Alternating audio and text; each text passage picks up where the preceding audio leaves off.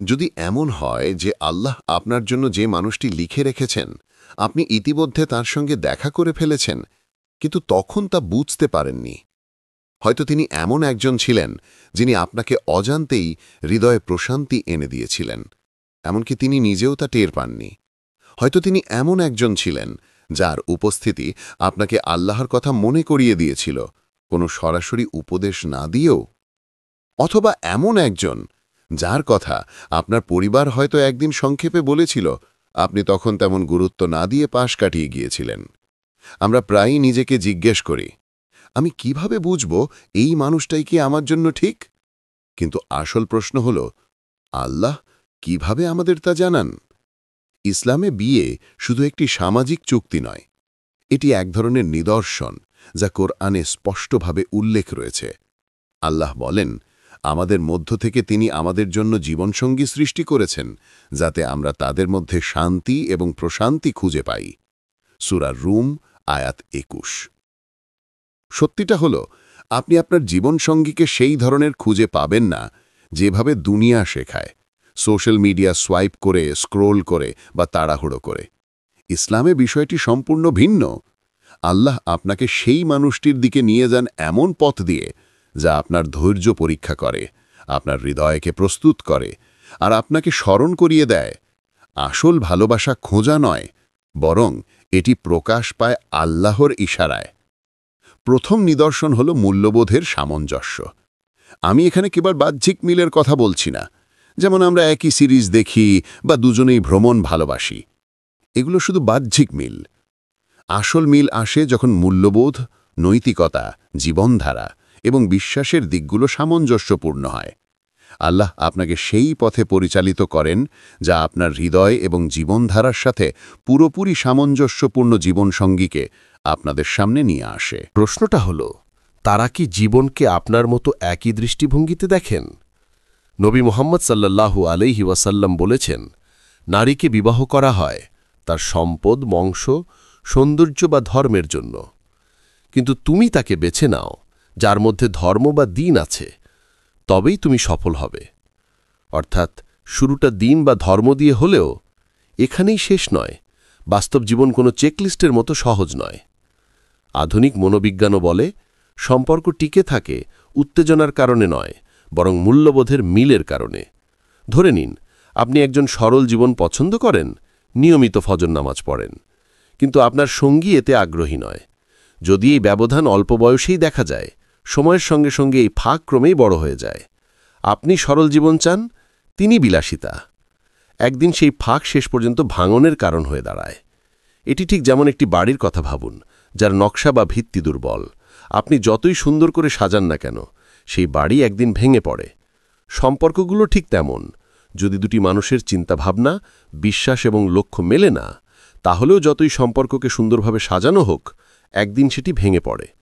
কারণ সম্পর্কের মূল ভিত্তি হল পারস্পরিক বোঝাপড়া এবং মিল। রূপ বা চেহারা সময়ের সাথে ফিকে হয়ে যায়। নতুন কিছু পাওয়ার উত্তেজনা প্রথম দিকে মনে আনন্দ দেয়, কিন্তু সময়ের সঙ্গে ফিকে হয়ে যায়। কিন্তু মানুষের ভেতরের মূল্যবোধ, নৈতিকতা এবং চরিত্র, যা একজন মানুষকে সঠিক পথে চালিত করে, সেটি সবসময় টিকে থাকে। তাই কেবল প্রশ্ন করবেন না, আমি কি তাকে পছন্দ করি, বরং ভাবুন, তিনি কি আমার সঙ্গে একই পথে হাঁটছেন? তিনি কি আমাকে আল্লাহর কাছে নিয়ে যাবেন, নাকি আমাকে দূরে সরিয়ে দেবেন? কারণ যদি দিক বা মূল্যবোধ এখনই মিলে না যায়, বিয়ের পর সেটিকে জাদুর মতো মিলিয়ে দেওয়া সম্ভব নয়। কিন্তু যখন মূল্যবোধ মিলে যায়, যখন দিন, উদ্দেশ্য এবং জীবনের দৃষ্টিভঙ্গি এক হয়ে যায়, তখন অনুভূতিটা পুরোপুরি বদলে যায়। কথাবার্তা সহজ, স্বাভাবিক লাগে, মতভেদ আর যুদ্ধের মতো মনে হয় না। এমনকি নীরবতাও নিরাপদ ও সান্ত্বনাদায়ক মনে হয়। কিন্তু শুধু বিশ্বাসের মিলই যথেষ্ট নয়।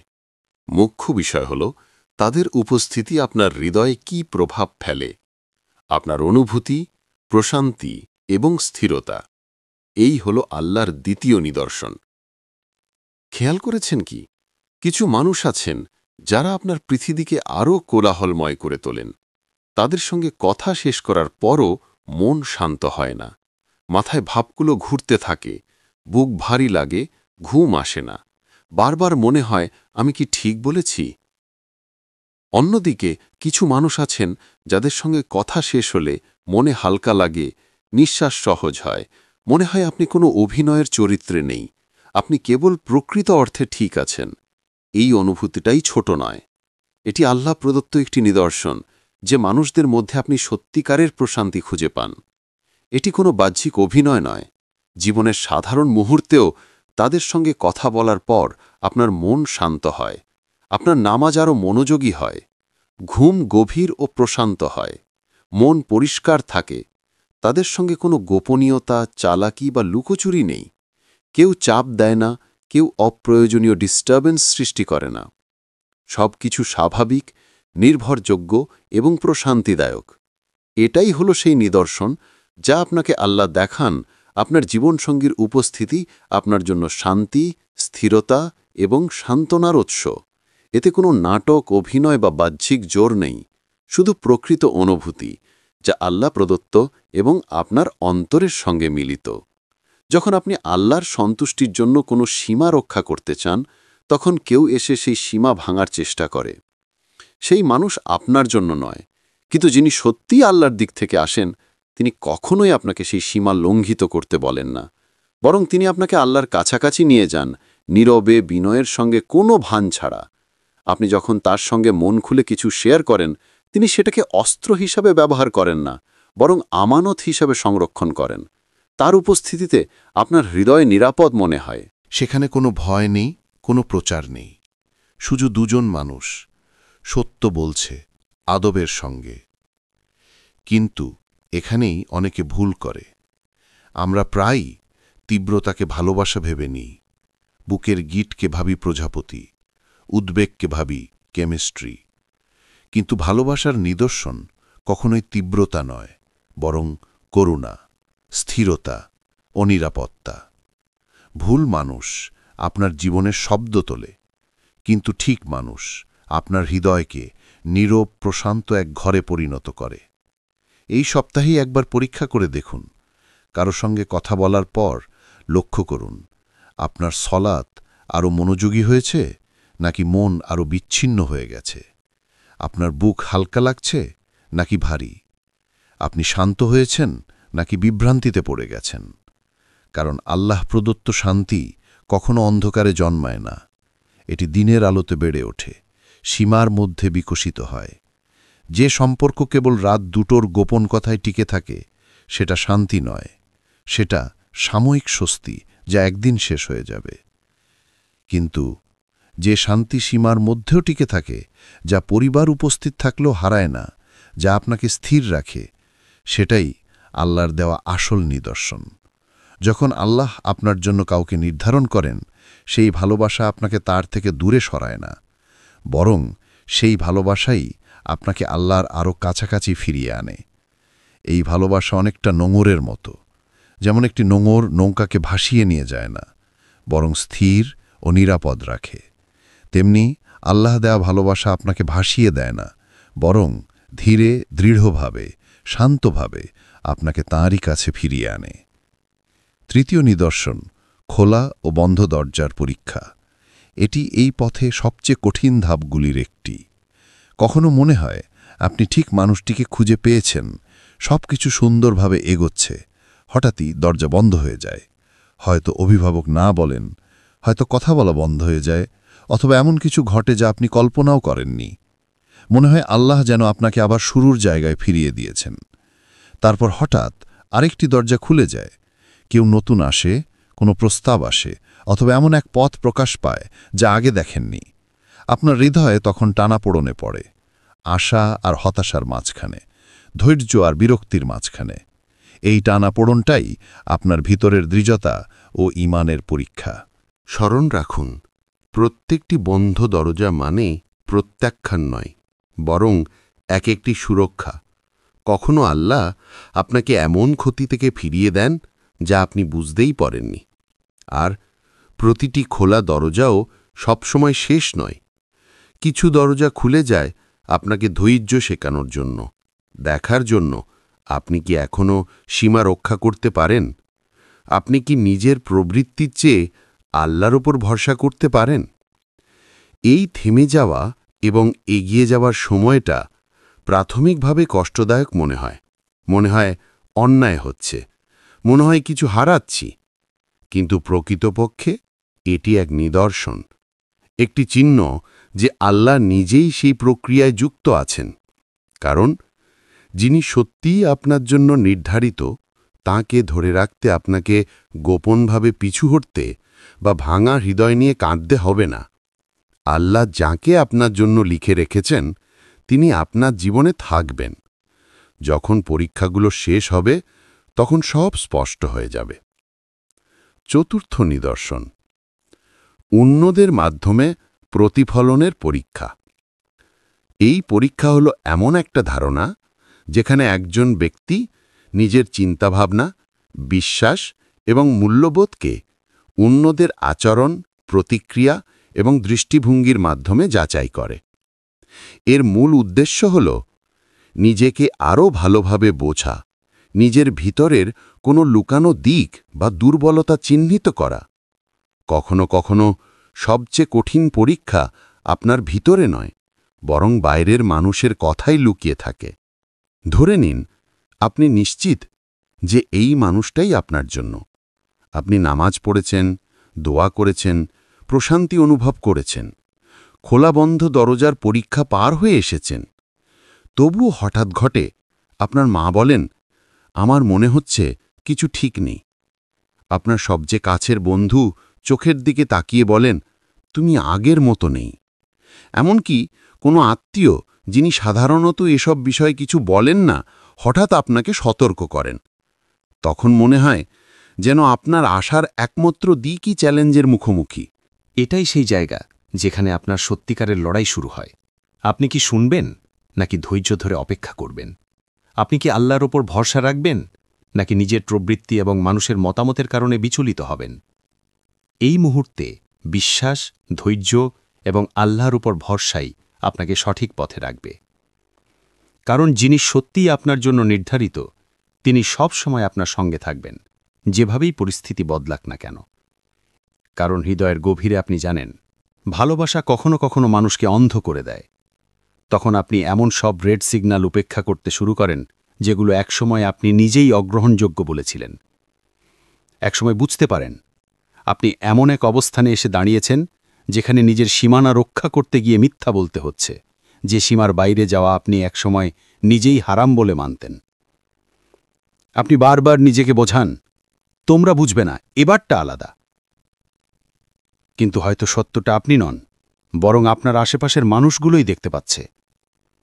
হয়তো আল্লাহ তাদেরকেই মাধ্যম বানিয়েছেন যেন আপনি সেই সত্যটা উপলব্ধি করতে পারেন, যখন আপনি নিজে তা দেখতে পাচ্ছেন না। এই পরীক্ষা আবেগ বা যুক্তির নয়, এটি আত্মসমর্পণের পরীক্ষা।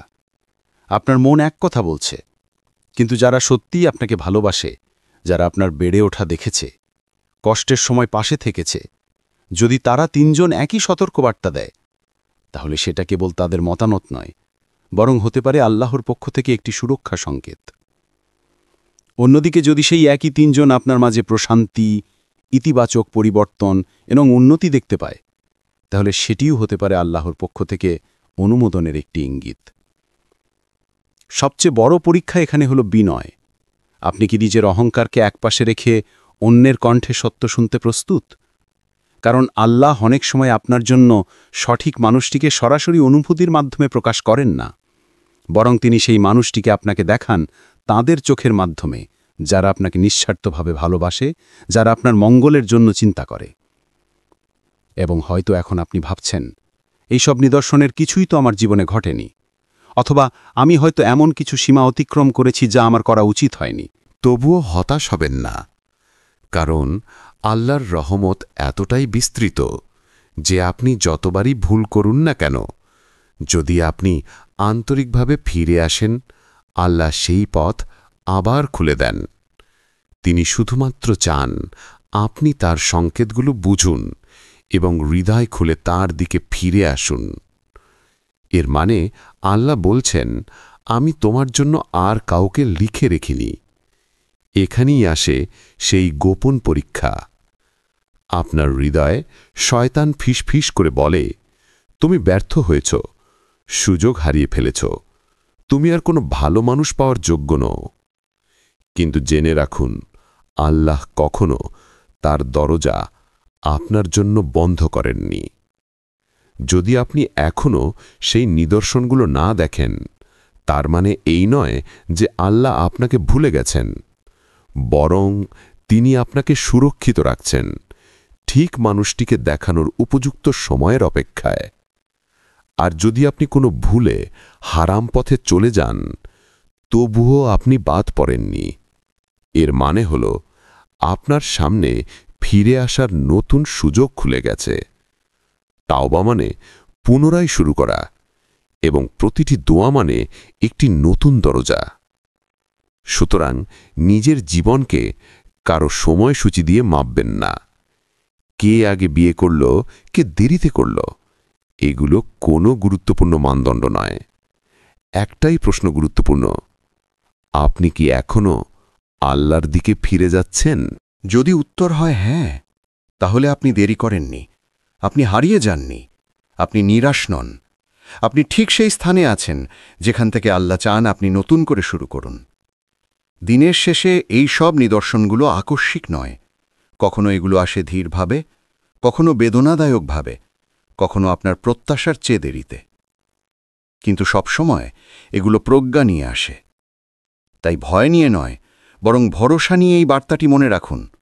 প্রত্যেকটি বন্ধ দরজা ছিল সুরক্ষা, প্রত্যেকটি বিলম্ব ছিল সঠিক সময়ের অপেক্ষা। যখন আল্লাহ সত্যিই আপনাকে সেই মানুষটির সঙ্গে মিলিয়ে দিতে চান, তিনি সেটিকে এমনভাবে পরিষ্কার করে দেবেন যে আপনার কোনো সন্দেহ থাকবে না। যিনি সত্যিই আপনার জন্য নির্ধারিত, তিনি আপনাকে আল্লাহ থেকে দূরে সরিয়ে দেবেন না, বরং ধীরে ধীরে বছর বছর আপনাকে তার কাছে আরও কাছে টেনে আনবেন। এটাই প্রকৃত নিদর্শন। আল্লাহ এমন জীবনসঙ্গী দান করেন যিনি আপনার অন্তরে প্রশান্তি, ধৈর্য এবং স্বচ্ছতা আনেন। এমন জীবনসঙ্গী দান করেন যিনি কষ্ট নয়, বরং দয়ার উৎস। যদি আপনি এতক্ষণ এই বার্তাটি শুনে থাকেন, কমেন্টে লিখুন, আল্লাহ আমাদের সবাইকে নেক জীবনসঙ্গী দান করুন। এবং এই বার্তাটি অন্যের সাথে শেয়ার করুন, কারণ হয়তো কেউ এখনই এই কথাগুলো শোনার প্রয়োজন অনুভব করছে।